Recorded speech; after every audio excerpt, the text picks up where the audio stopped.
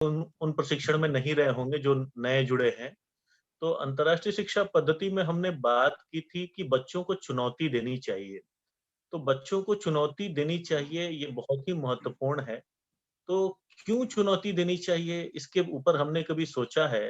अगर हम गहराई से देखेंगे, तो बच्चा स्वयं से सब कुछ सीखता है। स्वयं से सीखता है जब बच्चा एक छोटा-सा बच्चा जो गोद में रहता है, जो अपने दोनों हाथ, दोनों पैर इस्तेमाल करके चलता है, वह धीरे-धीरे देखता है कि उसके चारों ओर लोग खड़े होकर चल रहे हैं। वह खड़े होने की कोशिश करता है। बच्चा स्वयं चुनौती लेता है। बच्चा स्वयं ही आगे बढ़ता रहता है। उसी तरह से जब वह अपने आस-पास अपनी मातृभाषा में लोगों को बोलते हुए सुनता है, जब लोगों को बोलते हुए सुनता है, तो उन्हीं बातों को सुनकर वो वैसा ही बोलने की कोशिश करता है। वैसा ही बोलने की कोशिश करते-करते बच्चा लगभग बिना सिखाए अपनी मातृभाषा बोलने लग जाता है। इसी तरह से पठन-पाठन का क्रम भी चलता है, तो बच्चों को जिन चीज़ों का बच्चा संज्ञान लेता है या जिन चीज़ों को संज्ञान दिलाने की का प्रयास किया जाता है, उन चीज़ों को बच्चा बेहतर करता ही चला जाता है।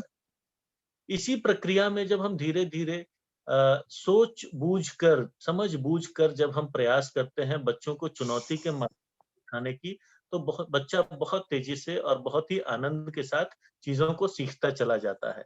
तो जहाँ भी मैं आपको स्पष्ट नहीं लगूँगा, आप उसमें प्रश्न कर सकते हैं। तो चुनौती इसलिए आवश्यक है कि बच्चा अपनी क्षमता के अनुसार, अपनी योग्यता के अनुसार, अपनी संभावना के अनुसार सारी चीज़ों को समय में सीख सके और स्वतः सीखने की प्रेरणा उसके अंदर जागृत रहे। हमारी पढ़ाई की व्यवस्था ऐसी नहीं हो कि बच्चे को वो लगे कि यह कुछ दूसरी दुनिया की बातें हो रही हैं। हमारी पढ़ाई ऐसी होनी चाहिए बच्चा स्वयं अपनी प्रेरणा से सीखता चला जाए। अच्छा चलो अब तो हमने क, ख, ग, घ बोलना सीख लिया, अब क से कबूतर मैडम ने या सर ने बता दिया, तो क से कलम भी तो हो सकती है क्या? तो इस तरह की चुनौती जब उसके अंदर आप डालेंगे, जब उसको क को खोजने की चुनौती में डालेंगे, जब उसको क से कलम खोजने की चुनौती में डालेंगे, तो वह आपके प्रयास से ज़्यादा परिणाम लेकर आपके सामने आते चला जाएगा। तो ये स्पष्ट हो रहा है सभी को जो हम लोग बात कर रहे हैं? कोई एक जन बताएँगे?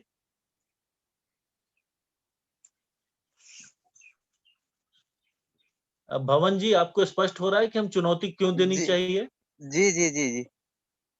क्यों देनी चाहिए भवन जी चुनौती बच्चों को? जी, चुनौती इसलिए देना चाहिए कि सर माने बच्चा आगे और सीखने का प्रयास करता है सर। ओके, बच्चा और आगे बढ़ने का प्रयास करता है। बहुत-बहुत जी, धन्यवाद। जी, तो जी। बच्चा इस से चुनौतियों के माध्यम से स्वयं सीखना सीख जाता है और बच्चा जब सीखना सीख जाए तो आपका काम समझिए 1/4 हो जाता है। तो जी, जी। 100% लगाते थे, आप 25% एफर्ट लगा के उसका रिज़ल्ट ले सकते हैं। तो अब बात ये आती है कि चुनौती जब हमारे सामने चुनौती का विषय आता है, तो चुनौती किन तरीके की? तो कई बार इसको लेके कन्फ्यूज़न रहता है हमारे बीच में, शिक्षकों के बीच में सिखाने वालों के बीच में, ज्ञान कन्फ्यूज़न रहता है जिनको अपनी देखेंगे गोकुल या चलिए आगे बढ़ते हैं हम। तो चुनौती कैसे देनी चाहिए इसके ऊपर चर्चा करेंगे। चुनौती कैसी हो उसकी चर्चा करेंगे। तो सबसे पहले चुनौती हम किस तरह की दे सकते हैं? तो कई सारी चुनौती का आप भी प्रयोग कर रहे हैं, आप भी बच्चों को कुछ सिखाते हैं, कभी उनको कविता पढ़ने के लिए बोलते हैं, कभी आप उनको बोलते हैं कि चलो यह कर बताओ, चलो अक्षर पहचानो, चलो अल्फ़ाबेट पहचानो, अच्छा चलो यह जोड़ कर बताओ, यह 5 जोड़ तुमने 15 मिनट में कर लेने हैं, इस तरह की चुनौती देते हैं। तो अगर हम मोटा-मोटी चुनौतियों को अलग-अलग इसमें बाँटेंगे, तो हमें ये समझ में आता है कि कई तरह की चुनौतियाँ हम दे सकते हैं। तो हम जितनी ईमानदारी से खुद चुनौतियों को समझेंगे, हम जितनी ईमानदारी से खुद चुनौतियों को समझेंगे, उतनी ही अच्छाई से और उतनी ही सफलता से हम बच्चों को चुनौतियाँ दे पाएँगे और बच्चे सीख पाएँगे। तो बच्चों अ, गोकुल जी अपना माइक गोकुल जी म्यूट कर लीजिए। हाँ, ठीक है। तो अच्छी बात है। तो सबसे पहले विषय आता है कि चुनौती किस तरह की दें, तो भाई समय। तो समय सीमा के अंदर कोई लक्ष्य प्राप्त करने की चुनौती बच्चों को कभी भी दी जा सकती है, कि भाई आज का दिन आपको समय मिला, कल आप ये करके आइए, या 15 मिनट आपको देते हैं, आप इसको मिलकर प्रस्तुत कीजिए, आप इसको समझाइए, आप इसको पूरा कर लीजिए। यह जो काम करना है, इसको आप 15 मिनट में करके दिखा सकते हैं क्या? 1 घंटे में करके दिखा सकते हैं क्या? अगले दिन करके दिखा सकते हैं क्या? अगले सप्ताह करके दिखा सकते हैं क्या? जो भी उचित समय हो उसका निर्णय आप करें, और समय के अंदर परिणाम या समझ डेवलप करने का एक बच्चों को प्रयोग दिया जा सकता है। तो समयबद्ध चुनौतियाँ दी जा सकती हैं। दूसरा, बच्चों की योग्यता के आधार पर चुनौतियाँ दी जा सकती हैं। तो जैसे योग्यता के आधार में अब आपको पता है कि बच्चे जोड़ का सवाल बनाना जानते हैं। बच्चे आपके चौथी कक्षा के बच्चे या तीसरी कक्षा के बच्चे गुणा का सवाल हल करना जानते हैं।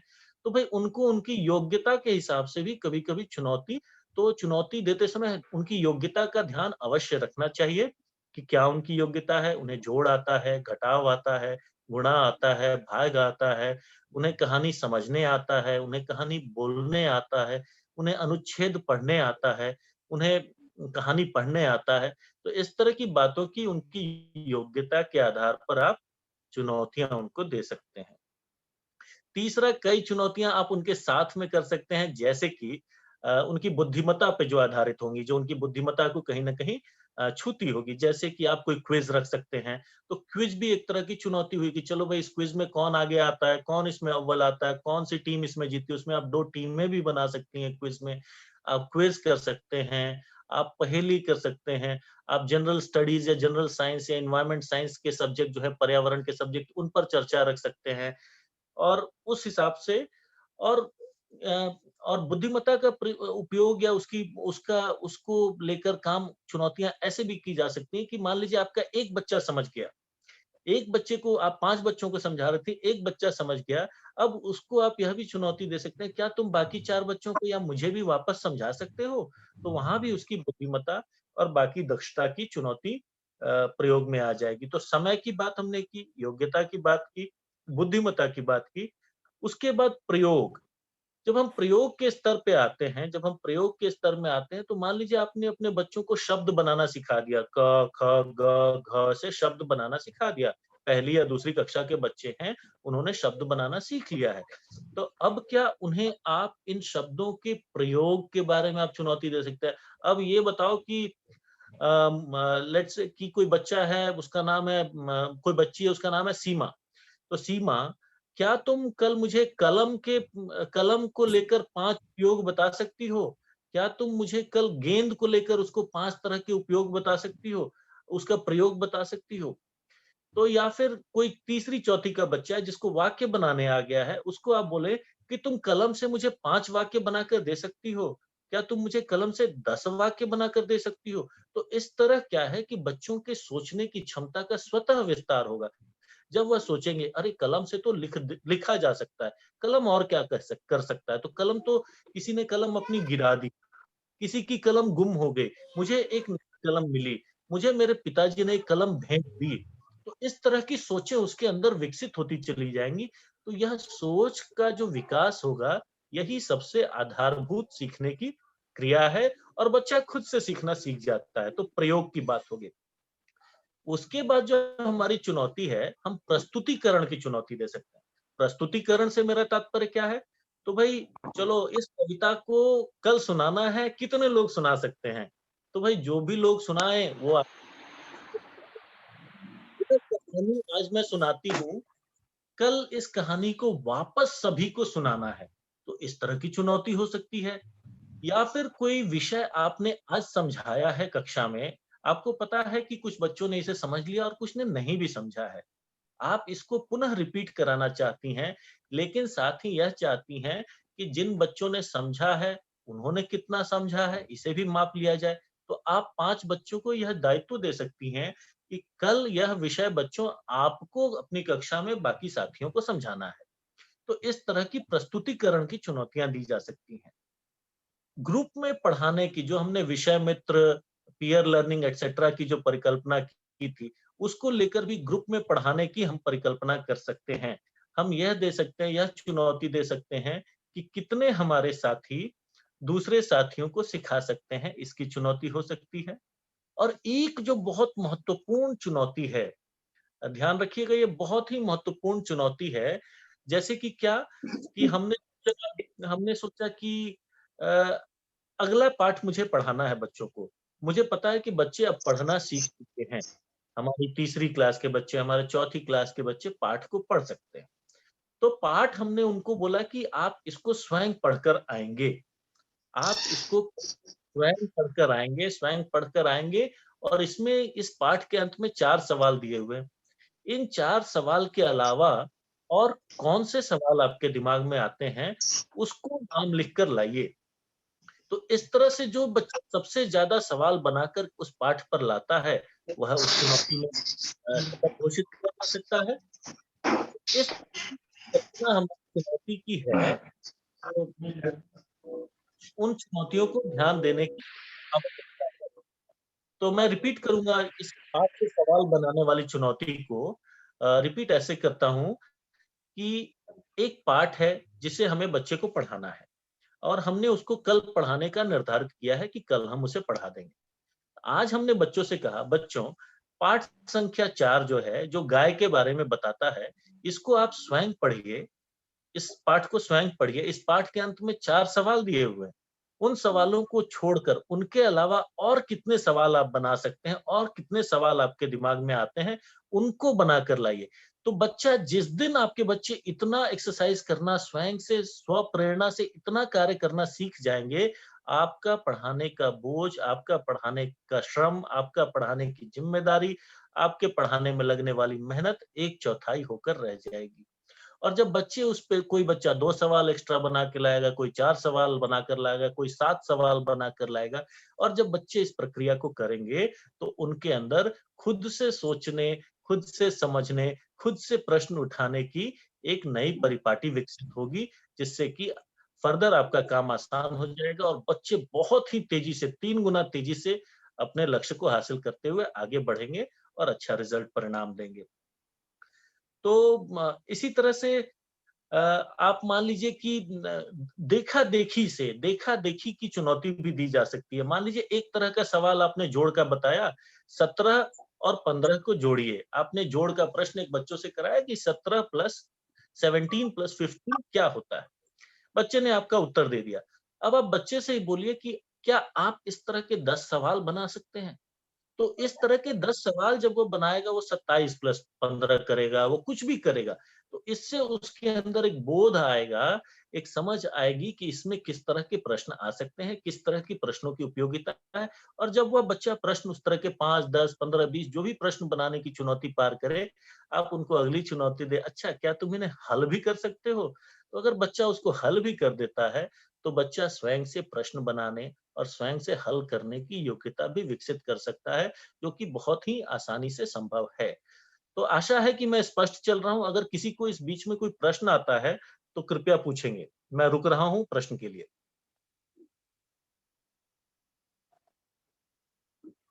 कुछ अगर रिपीट करने की आवश्यकता होगी, वो भी बोल सकते हैं, मैं रिपीट कर सकता हूँ, मैं एक तरफ़ा नहीं चलना चाहता हूँ। कोई भी कुछ भी पूछ सकते हैं।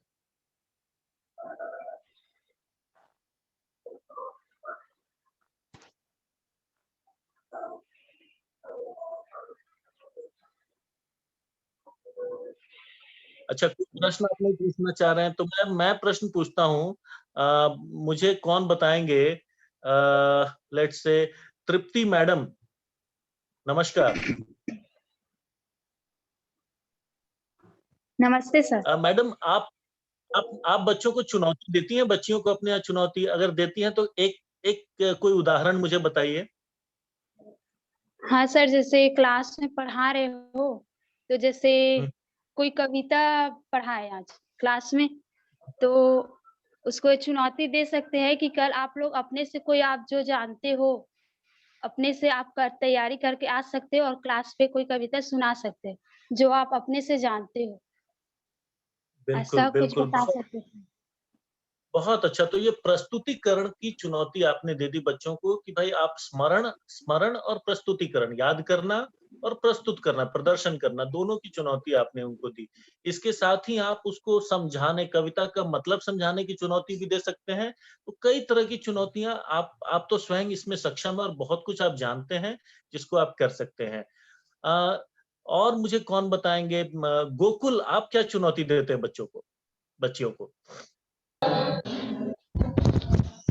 सर मैं यह चुनौती देता हूँ कि सर जैसे गणित, आजकल बच्चे गणितों में बहुत कमजोर हैं, तो गणित और गुणा भाग कक्षा 3 से 5 तक मैं उसको टेस्ट के रूप में देता हूँ। जैसे कि आप समझे नहीं हो तो उसको समझाने का प्रयास करता हूँ और बार बार उसको डेवलपमेंट करके मैं उसको आगे और बढ़ाना कोशिश करता हूँ सर, भाग वाग गुना बिल्कुल, जोड़ घटाव दे के। बिल्कुल। तो भाग, जोड़ घटाव की चुनौती आप बच्चों को देते रहते हैं, जिससे और यस सर, बेहतर बच्चे उसको समझते हैं। को तो गणित, हाँ उसमें गणित में और उसमें समझ आ जाए इस कारण सर। बिल्कुल, बिल्कुल, गणित बहुत अच्छा चुनौती देते हैं। काजल कुछ बताएँ? जी सर। हाँ, सवाल पूछिए। हेलो। हाँ, बोलिए। जी सर, जैसे गोकुल सर ने बोला गणित, तो हुँ, मेरी हुँ, क्लास में चौथी क्लास तक के फर्स्ट स्टैंडर्ड तक के बच्चे आते हैं। मैंने उनका हुँ, गणित हुँ। स्तर चेक किया है, वो अच्छे से संख्याओं को समझ ही नहीं पाते हैं। तो मैं उनको बिल ये चुनौती देती हूँ कि आप 5 को मिलाइए, तो 6 को मिलाइए, तो क्या बना? तो 56, 56, तो कैसे बना आप ये बताइए। तो इस तरह से वो क्या है ना, संख्याओं को समझने लगे हैं अब। मेरी कक्षा में बहुत कमज़ोर थे बच्चे, अब मैं उनके ऊपर इम्प्रूवमेंट का देख रही हूँ। जब मैंने उन्हें चुनौतियाँ देने लगी, तब देख रही हूँ कि वो अब अक्षरों का, शब्दों का सही-सही बिल्कुल, उपयोग कर पा रहे हैं और उन्हें ब पहचान पा रहे हैं, संख्याओं को पहचान पा रहे हैं। तो बहुत गुणा भाग सही। कराने से पहले ना सर, उनको संख्याओं का पहचान होना बहुत ज़रूरी है। बिल्कुल, काजल आपने बहुत सही बिंदु उठाया कि बच्चे को जो चुनौती दे, मान लीजिए कि मेरी वज़न उठाने की क्षमता 50 किलो की है और आप मुझे सीधा 200 किलो वज़न उठाने को दे देंगे, तो शायद मैं वो चुनौती नहीं ले सकता हूँ। तो हमें as a Gyandoot, as a शिक्षक यह देखना है हमेशा कि हमारा बच्चा किस योग्य है, कहाँ पर है और उसको क्रमशः हमको चुनौती देते हुए उसको कक्षा के सामान्य स्तर पर लाना है। यह एक ज्ञानदूत की ज़िम्मेदारी, आप सभी को एक बराबर नहीं नाप सकते। तो हमेशा इस बात का ध्यान रखिए कि आपका बच्चा किस स्तर पे है और उसी के हिसाब से आप चुनौती देंगे।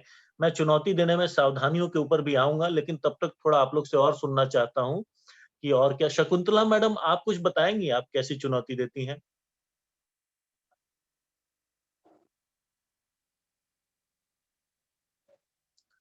शकुंतला मैडम आप तक आवाज़ पहुँच रही है हमारी? जी सर, मैडम आप कैसी चुनौती देती हैं बच्चियों को?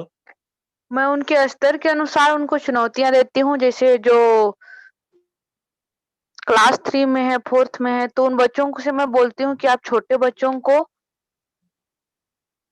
जो आप सीखे हैं, उनको छोटे बच्चों को थोड़ा-थोड़ा समझाइए। बिल उन्हें टेबल टेबल की प्रैक्टिस करवाइए, हुँ, हुँ। अल्फ़ाबेट की थोड़ी-थोड़ी प्रैक्टिस करवाइए ताकि उनको बोलने का भी और अपनी बातों को रखने का मौका मिलता है, जिससे वो जो समझे उनको अब जो चीज़ मेरे को लोग समझा नहीं पाते हैं या फिर मेरे तक पहुँचा नहीं पाते हैं, वो बच्चों को अपने माध्यम से समझाते हैं। तो मैं ये समझ जाती हूँ कि बच्चे किस स्तर तक समझ चुके हैं। बिल्कुल, बहुत अच्छा। तो आप मतलब पीयर लर्निंग या फिर विषय मित्र इस तरह की परिकल्पना या ग्रुप लर्निंग की परिकल्पना पर बच्चों को चुनौतियाँ देती हैं और उनके स्तर का ध्यान रखते हुए करती हैं। बहुत अच्छा। धन्यवाद मैडम। अब मैं पूछना चाहूँगा थान सिंह जी। थान सिंह जी हैं हमारे साथ? हाँ सर, नमस्ते सर। नमस्ते थान सिंह जी, कैसी कैसी चुनौती देते हैं आप बच्चियों को? जी सर, मैं जैसे गणित पढ़ाता हूँ सर, हुँ, तो हुँ। गणित का जो अंक होता है, मान लो जाए 56 और 40, तो नीचे ऊपर-नीचे रहता है। हुँ, हुँ। तो हम बच्चे को सिखाते समय उसको दायाँ 56 प्लस 46 ऐसे करते हैं। हुँ, हुँ। तो उस स्थिति में बच्चे डर जाते हैं, इसको तो हमने सीधे-सीधे जोड़े हैं। और बायां से प्लस करके दायां करते हैं तो उस समय बच्चे हड़बड़ा जाते हैं, ये बहुत बड़ी उनके लिए चुनौती हो जाता है।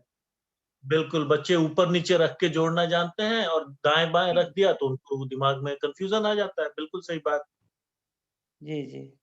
तो कैसे इस चुनौती को हल कैसे क्या करते हैं आप? पहले किसी एक बच्चे को समझाते हैं और ये चुनौती दे देते हैं, चलो इसको करके आओ। तो पहली हाँ बार सर। बच्चे कुछ कर पाते होंगे, कुछ नहीं कर पाते होंगे, फिर सिखाते हैं और फिर चुनौती देते हैं। तो इस तरह से उनके अंदर ये स्थापित होता चला जाता है कि ऐसे भी जोड़-घटाव संभव है। हाँ। जी, जी, बहुत अच्छा, बहुत अच्छा। मैं अभी 1-2 और लोगों से सुनना चाहूँगा, कोई खुद से बताना चाहते हैं तो मुझे अच्छा लगेगा। कोई भी हमारे साथी जो खुद से बताना चाहे कि मैं बहुत अच्छी चुनौती बताती हूँ या है, तो प्लीज़ बताइए मुझे।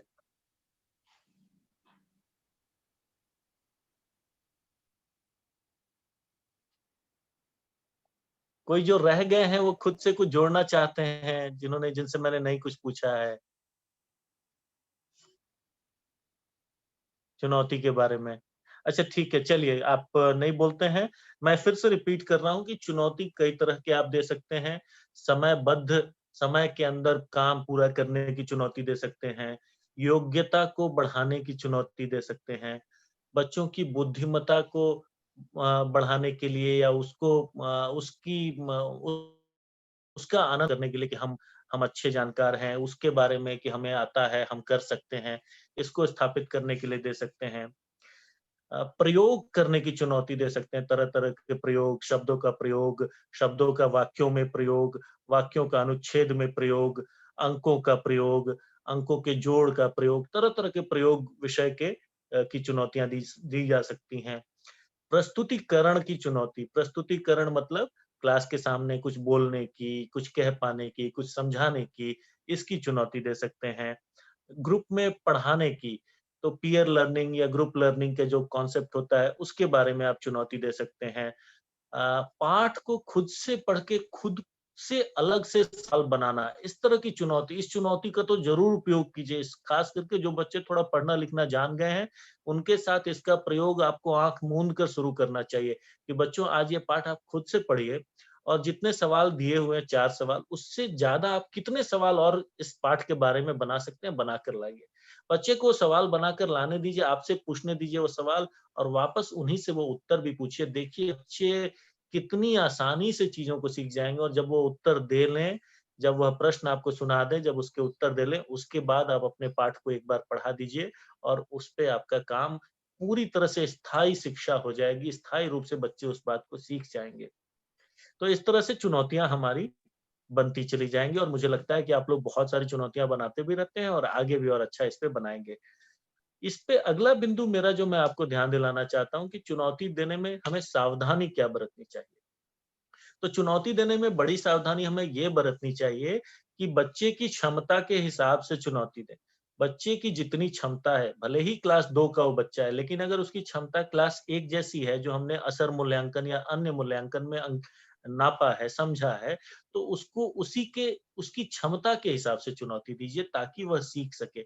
अगर बच्चा कक्षा 3 में है और उसका स्तर कक्षा 1 जैसा ही है, और उसको आप कक्षा 3 की चुनौती देंगे तो वह चुनौती उसे तोड़ देगी, वह चुनौती उसे दुखी कर देगी, वह चुनौती उसके अंदर भाव पैदा करेगी कि मुझे कुछ नहीं आता। ऐसा काम बिल्कुल ना करें।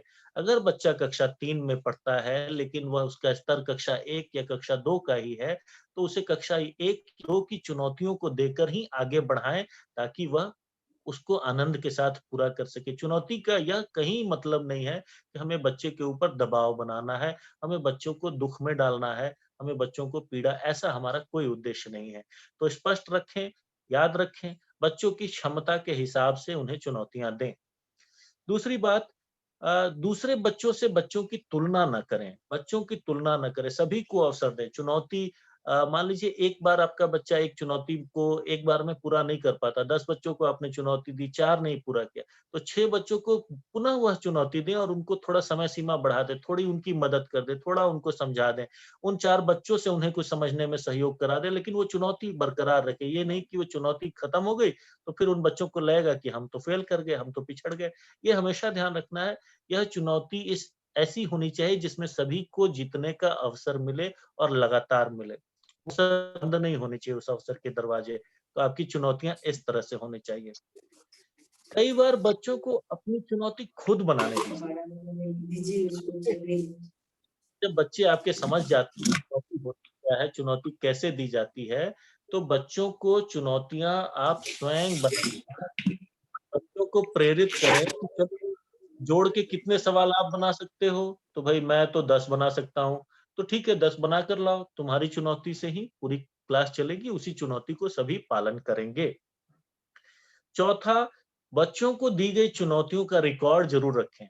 ये जरूर ध्यान रखें कि बच्चा कक्षा तीसरी में पढ़ता है, तो कक्षा तीसरी में 5 बच्चे हैं, तो उनको किस तरह की चुनौतियां आपने दी थी, ये जरूर आपके ध्यान में रखना चाहिए। आप इसके लिए चाहिए तो एक डायरी, एक नोटबुक रहे, उसमें जरूर लिखा कीजिए कि आखिर मैंने क्या चुनौती दी थी। या फिर डेली रिपोर्टिंग की जो हमारी ऑनलाइन जो फॉर्म है, उसमें भी आपके लिखने के लिए एक जगह है कि आज हमने क्या चुनौती दी। तो चुनौती को लिखना बहुत जरूरी है, नहीं तो आप भूल जाएंगे, और कोई भी इंसान है कितनी चीजें याद रख सकता है।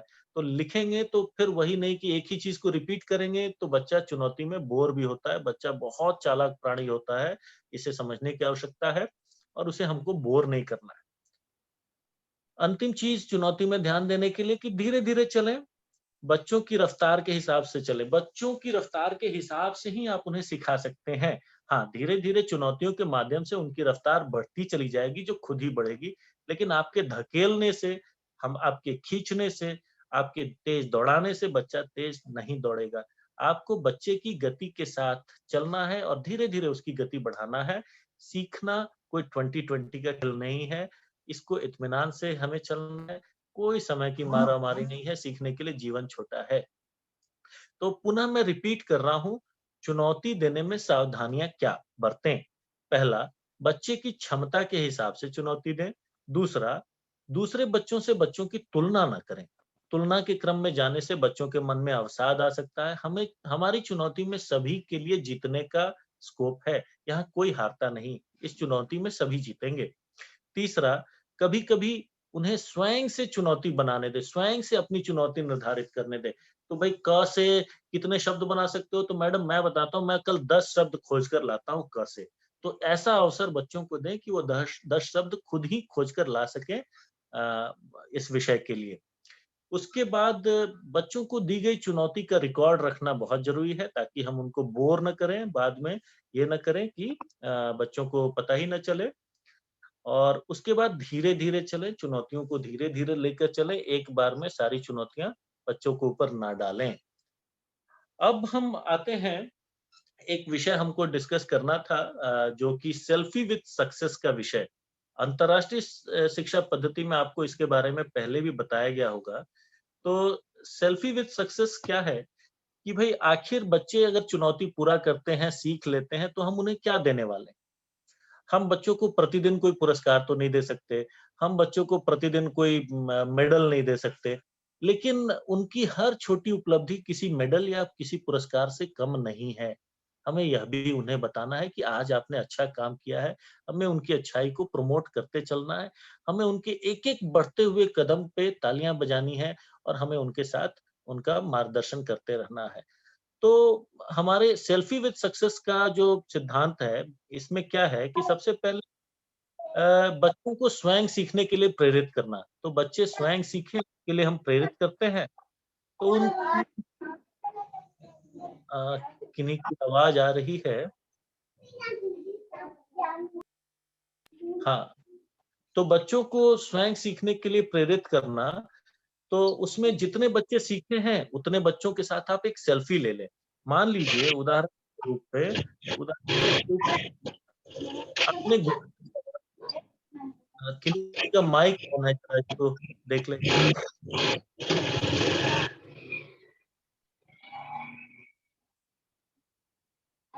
आपने दिया और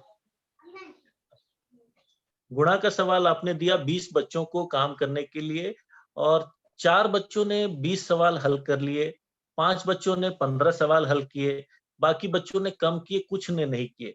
तो जितने भी बच्चों ने सवाल हल किए, उनके साथ एक सेल्फी ले लें। तो वो सेल्फी लेने से क्या होगा कि उन्हें लगा कि हमने कुछ अचीव किया। उसके बाद जिन बच्चों ने सवाल जो हल नहीं कर पाए, उनको भी दूसरे बच्चों को प्रेरित करें कि वह उनका सहयोग करें या आप भी एक बार मार्गदर्शन करें, और अगले दिन जब वो भी उस काम को पूरा कर लें तो साथ में एक सेल्फी ले लें।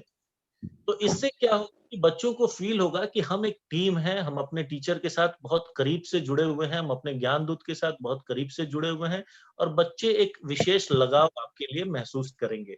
तो यह प्रक्रिया बहुत आवश्यक है, क्योंकि हम और कुछ बच्चों को वहां नहीं दे सकते, या फिर उन बच्चों का एक अलग से एक फोटो भी ले ले कि चलो देखो तुम्हारी एक फोटो ली मैंने, बहुत अच्छे से फोटो ली।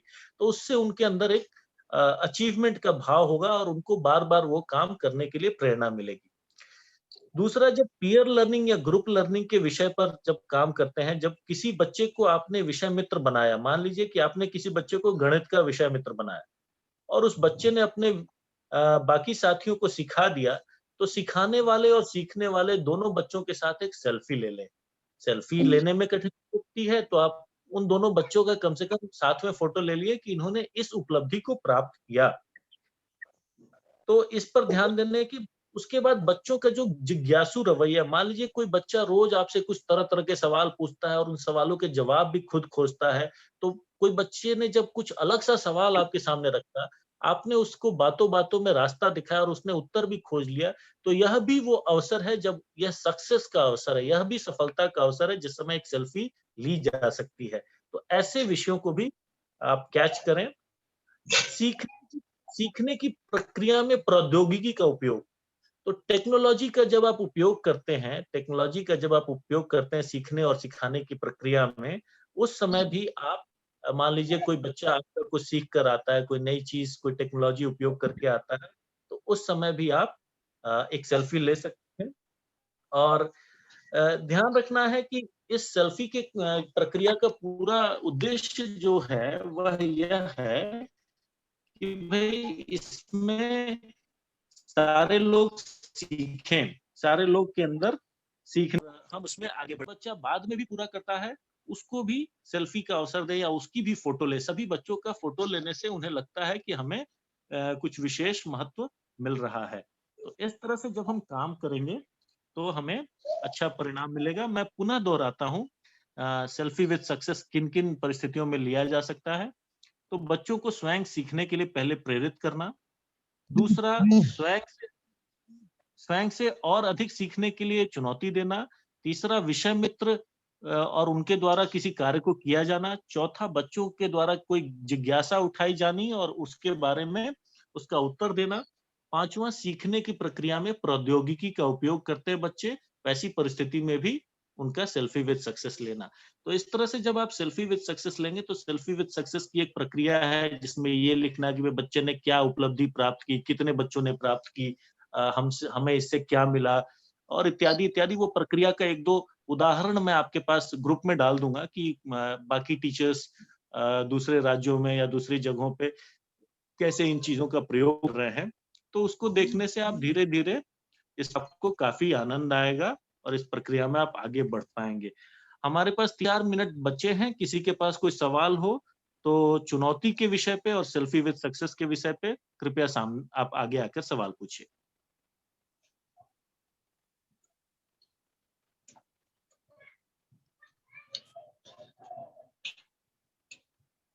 अब भवन जी, चुनौती का विषय स्पष्ट है?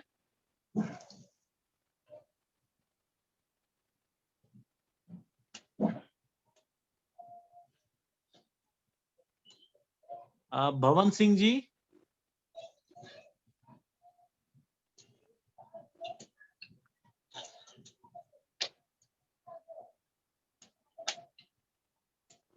संतोष जी, चुनौती का विषय स्पष्ट हुआ आपको?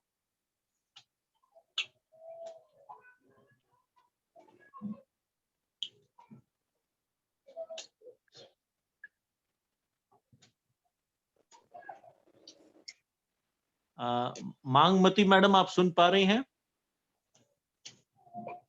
हाँ जी सर। मैडम, चुनौती का विषय अपने को स्पष्ट हुआ? हाँ जी सर, जैसे मैं उसमें भर्ती हूँ जो दैनिक प्रतिवेदन रहता है उस टाइप का ना सर? हाँ, उस टाइप का मैडम, लेकिन चुनौती किस किस तरह की बच्चों को दी जाए इसके बारे में हमें और सोचने समझने की जरूरत है। तो उस विषय में हमने अभी चर्चा की, तो वो आपको स्पष्ट है ना अभी? जी सर, मैं जितना सुनी उतना स्पष्ट कहिए, थोड़ा लेट से जुड़ी हूँ मैं आज। अच्छा, लेट से जुड़ी हैं। ठीक है, इसका हम कुछ नोट्स भी बनाकर ग्रुप में डाल देंगे ताकि आपको आगे भी काम आएगा। जी, जी। बिल्कुल।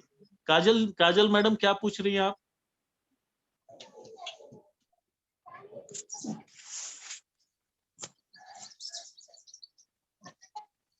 जी सर। हाँ, क्या चुनौती सवाल का है? जो आपने जो चुनौती के बारे में बताया वो बहुत अच्छे तरह से स्पष्ट हुआ कि हमें बच्चे से जो बच्चा जिस दर्जे का है उस पे उसी हिसाब से कार्य करना है और उसी में फिर हमें उसको आगे लेके चलना है।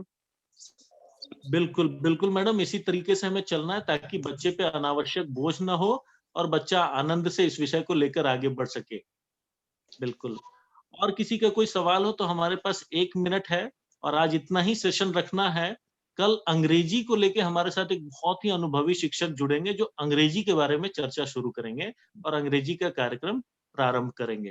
तो और कोई सवाल हो तो किसी का पूछे या फिर ग्रुप में भी सवाल पूछे जा सकते हैं। हम चुनौती पे काम करना चाहते हैं, बहुत ज़िम्मेदारी से और सेल्फी विद सक्सेस भी बच्चों की लेना चाहते हैं। जिसमें आप सेल्फी नहीं भी लेना चाहें तो उन बच्चों की फ़ोटो लें और ये लिखें कि उन बच्चों ने क्या किया, आज कुछ नया क्या किया, कौन-सी चुनौती पूरी की।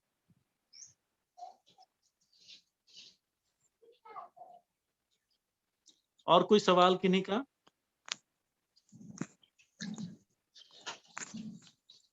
ठीक है, तो लगता है कि कोई और सवाल नहीं है। इसके साथ ही मैं आज धन्यवाद दूँगा आप सभी को साथ में जुड़ने के लिए। आप लोग दैनिक प्रतिवेदन भरते रहें, अपना असर सर्वे करते रहें और बच्चों को जमकर चुनौती दें और आप अपनी ज्ञानशाला आनंद के साथ चलाएँ। इसी के साथ आप सबका धन्यवाद। बहुत-बहुत धन्यवाद।